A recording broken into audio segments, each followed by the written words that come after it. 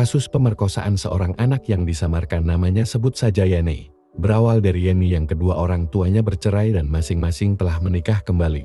Sekitar tahun 2016 sampai tahun 2017 Yeni tinggal bersama neneknya, akan tetapi karena neneknya telah meninggal dunia maka Yeni pindah sekolah dan ikut bersama mama kandung dan ayah tirinya. Mereka mengontrak di Jalan Kuning Desa Merah Kabupaten Hitam dengan kondisi rumah yang memiliki 4 kamar tidur. Awal mula kejadian yang dialami Yeni pada umur 15 tahun menginjak kelas 3 SMP, di bulan Agustus pukul 1.55 Yeni terbangun karena merasa kaget dan melihat bahwa bapak tirinya telah menaiki badan Yeni dan memegang erat kedua pergelangan tangannya. Yeni berusaha memberontak dan teriak. Akan tetapi bapak tiri Yeni langsung membungkam mulutnya, lalu menarik celana tidur Yeni, dan langsung memasukkan kemaluannya, dan menindih badan Yeni, sambil membisikkan "Jangku tanya mamamu." Sembari menindih badan Yeni bapak tirinya menaikkan baju Yeni, dan melakukan kembali tindakan tak senonoh, dan setelah itu lari keluar kamar. Yeni pun menarik handuk, lalu berlari ke kamar mandi sambil menangis. Ia juga melihat darah di sarung dan langsung mencucinya. Di luar kamar Yeni mendengar mamanya bertanya kepada bapak tiri Yeni dari mana kipat. Bapak tirinya pun menjawab dari kamar mandi. Setelah kejadian tersebut Yeni tidak pernah bertegur sapa dengan sang bapak tiri. Namun bukannya ini menjadi kejadian terakhir, tetapi terus berulang setiap bulannya.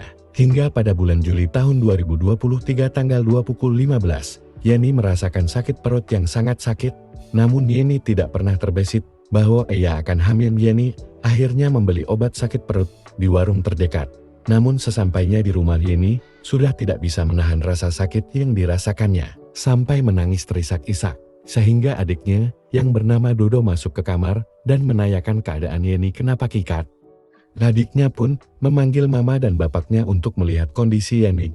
Kemudian si bapak tiri Yeni membawa Yeni ke puskesmas terdekat. Sesampainya di puskesmas Yeni langsung ditangani dengan dokter perawat dan langsung diarahkan berbaring, secara mengangkang sembari berkata mau maki melahirkan ini. Beberapa saat kemudian Yeni melahirkan seorang anak laki-laki dan menyuruh bapak tiri Yeni untuk mengambil sarung. Bapak tiri dan mama Yeni setibanya di puskesmas merasa kaget karena diberitahu bahwa Yeni telah melahirkan, padahal belum pernah menikah sekalipun. Pada tanggal 3 bulan Juli 2023, 4-5 orang polisi mendatangi mama Yeni. Keesokan harinya, Yeni dijemput dan dibawa ke Polsek Melati dan langsung dimasukkan ke dalam ruang interogasi. Di dalam, Yeni berdua dengan polisi dan bertanya, "Jujur Miki, jangan Miki takut, siapa yang lakukan ini?" Karena dua kecurigaan saat ini antara bapak Tirita sama kakak Tirita. Yeni pun mengaku bahwa yang melakukan hal tersebut adalah bapak tirinya. Setelah itu polisi menyuruh mama Yeni untuk menelpon bapak tiri Yeni dengan alasan bahwa dia telah selesai dan mau dijemput pulang. Sore harinya bapak tiri Yeni tiba dan langsung ditahan oleh polisi setempat.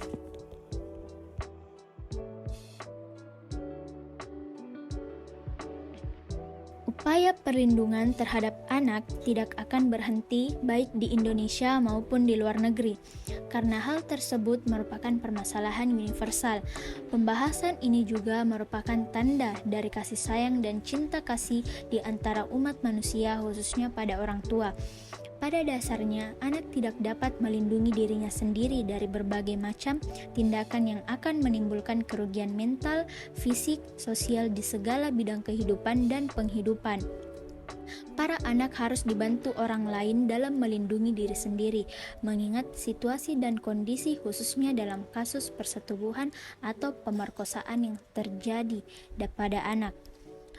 Pemerkosaan atau pencabulan yang dilakukan oleh orang yang dikenal korban biasa disebut dengan acquaintance molestation. Dalam jenis pencabulan ini dibagi menjadi dua jenis, yakni extrafamilial molestation, yakni pelaku tindakan dilakukan oleh orang dikenal di luar keluarga. Sedangkan intrafamilial molestation, pelaku dilakukan oleh keluarga. Adapun faktanya yang sering terjadi, pencabulan biasa dilakukan oleh ayah, baik itu kandung maupun tiri, guru mengaji, pengasuh anak, dan masih banyak lagi.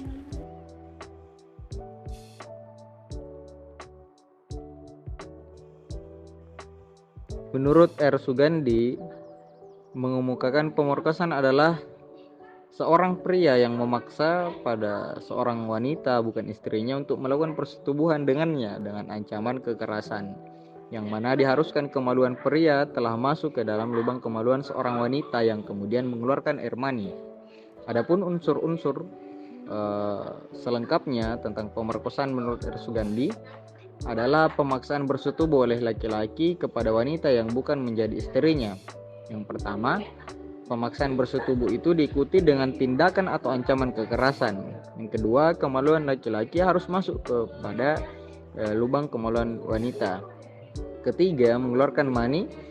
Pendapat Sugandi ini jelas tidak mengenal istilah yang dipopulerkan ahli belakangan ini, terutama kaum wanita, marital rape, yang artinya pemerkosaan terhadap istrinya sendiri. Suami yang memaksa istrinya untuk bersetubuh atau berhubungan seksual tidak dapat dikatakan sebagai pemerkosaan.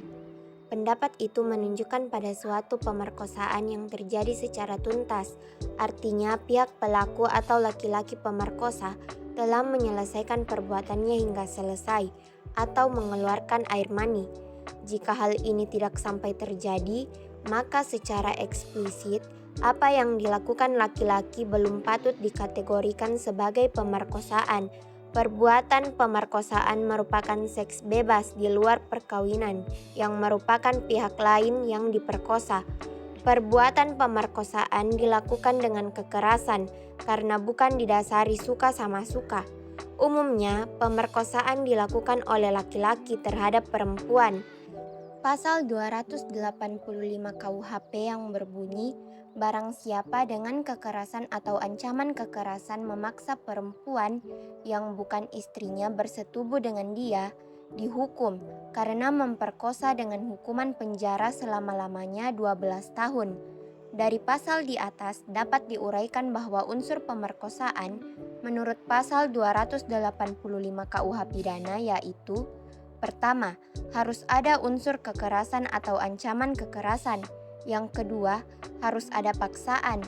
Yang ketiga, dilakukan terhadap wanita yang bukan istrinya. Dan yang terakhir, paksaan yang dilakukan dengan kekerasan atau ancaman kekerasan itu dimaksudkan untuk bersetubuh dengannya.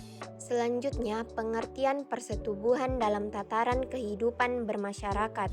Seringkali masyarakat menganggap bahwa antara persetubuhan dan pemerkosaan memiliki makna yang sama, padahal pada dasarnya persetubuhan dan pemerkosaan mempunyai perbedaan yang secara teori dapat dengan mudah dibedakan. Jika perbuatan dilakukan dengan kekerasan atau ancaman kekerasan, maka perbuatan tersebut adalah pemerkosaan. Tetapi apabila perbuatan tersebut disertai dengan bujuk rayu sehingga membuat korban melakukan hubungan intim, maka perbuatan tersebut dinamakan persetubuhan.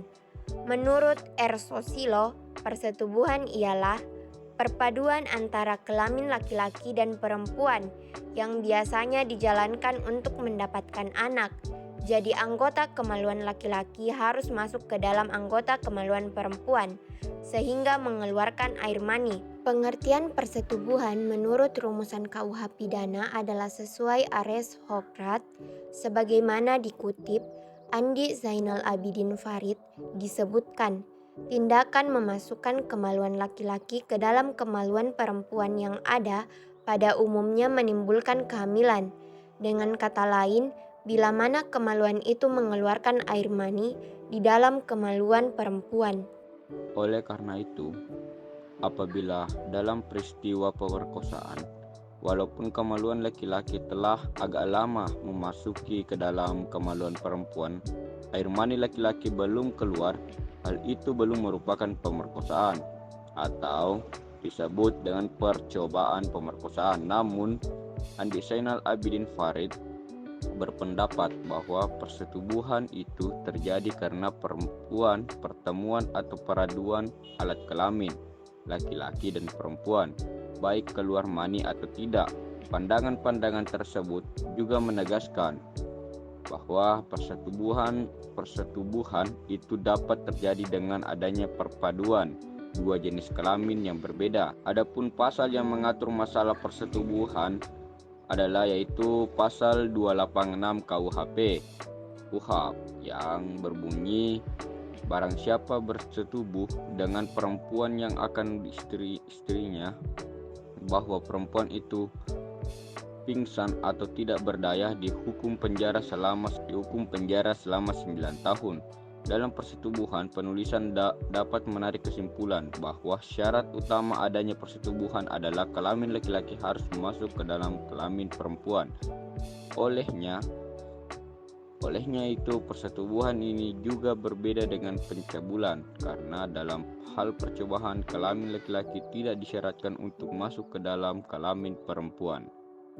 Pengertian perbuatan cabul adalah segala macam wujud perbuatan baik yang dilakukan pada diri sendiri maupun dilakukan pada orang lain mengenai dan yang berhubungan dengan alat kelamin atau bagian tubuh lainnya yang dapat merangsang nafsu seksual. Menurut R. Susilo, bahwa pencabulan adalah segala perbuatan yang melanggar kesusilaan atau kesopanan atau perbuatan yang keji, semuanya itu dalam lingkungan nafsu birahi kelamin, misalnya cium-ciuman, meraba-raba anggota kemaluan, meraba-raba buah dada, dan sebagainya.